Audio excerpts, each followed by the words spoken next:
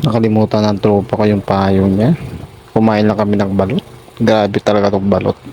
Lakas ng epekto niya. Makakalimutin ng tao pag kumain. Grabe.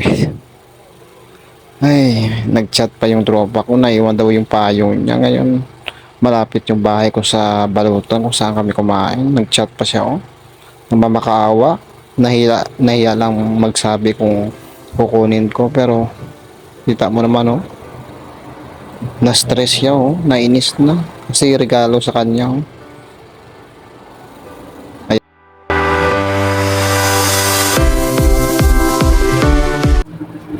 Ngayon nandito tayo ngayon sa highway para balikan yung payo ng tropa ko. Naiwan daw. Nag-chat pa. Kawawa naman.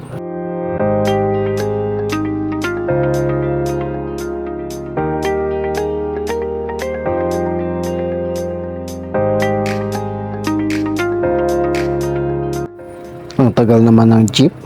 Napagod na yung paa ko kakalakad kanina pa.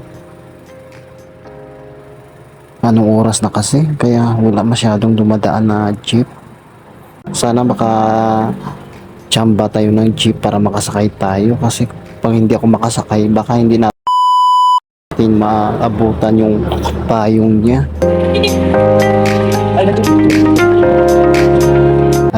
Ayan, makasakay-sakay na tayo.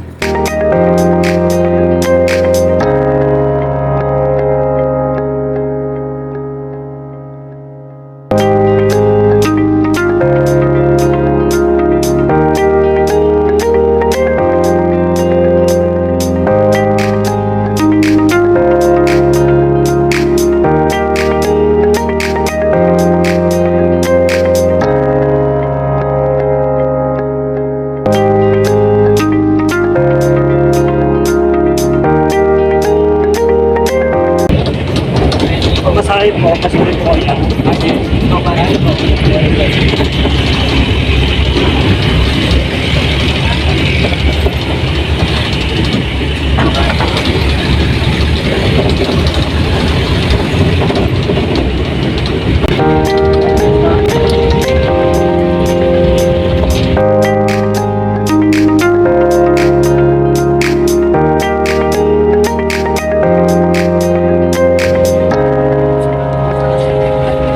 na tayo ng 20 boss. Tama yun. It's so good. Yan guys, babalik ako pa.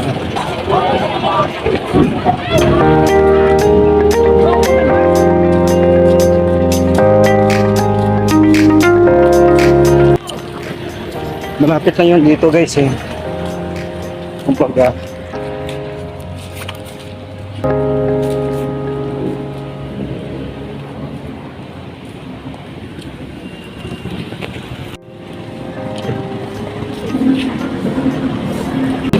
Ay, nandito na tayo sa balutan guys.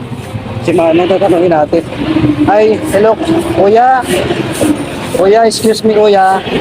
Kumain kayo ba kanina ng balot? Naiwan yung... Ayun. Opo kuya, salamat po. Nakabihis na ako. Oh, sige. Taga-ano kasi yun, sabi ko naawa naman ko kasi 500 plus siya kasi... Wala problema Oo. sa iwanan dito. Oo nga. Sige kuya. At saka payong niya din, oh. Oo.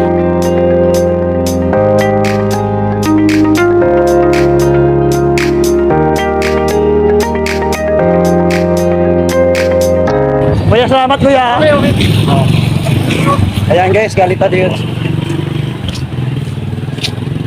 Yan Michael, ito nakuha ko na yung ano ko. Sakto. Sakto na nakuha natin yung buti ang bayad ni kuya. Ay, at least nakuha na natin. Babalik na tayo guys kung saan ako nakatira. Yun lang guys, huwag kalimutan mag-subscribe sa aking YouTube channel.